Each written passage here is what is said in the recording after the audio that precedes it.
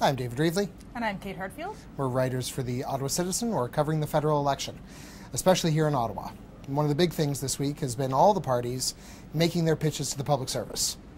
Yeah, the most recent one, I think, was Stephen Harper, who wrote a letter trying to correct some what he would call misinformation about what he wants to see in terms of negotiations and sick leave and benefits for the public service. So whether that will have the intended effect, we'll see.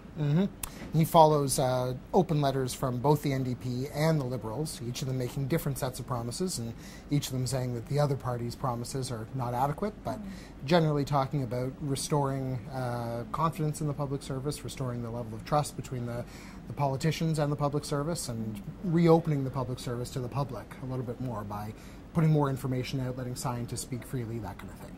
But it's all a big pitch for a whole lot of votes here in Ottawa. Yeah, and even some of the Ottawa-specific industries, I think, are going to be watching the election this week pretty closely. Justin Trudeau came out with a proposal for a research hub, which would include some incubators and that sort of thing. That's right.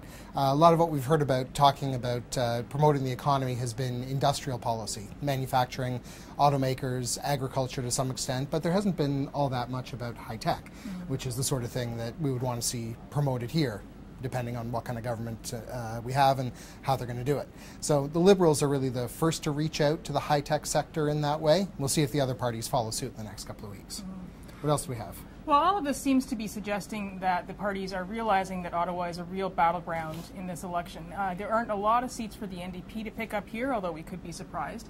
But they're certainly wanting to hold on to Ottawa Centre, and the Liberals and Conservatives are locked in some extremely tight races around the region. So I think we're going to see all of the parties paying attention to Ottawa in the couple of weeks that we have left.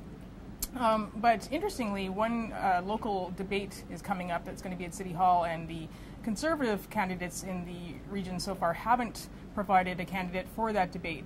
And I don't know whether they care about the the implications of that, whether they've decided that there's just no strategic value for them in it. It's an event that's hosted by the mayor, and the idea is to get candidates from each party to weigh in on issues that are particularly important to the city government. And there are going to be participants, so far at least, from the Green Party, the New Democrats, and the Liberals, but nobody from the Conservatives. They seem to say that their time is better spent on the doorstep.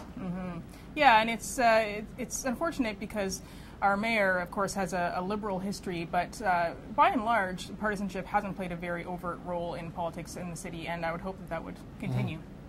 We're getting down to it. Just a couple weeks to go.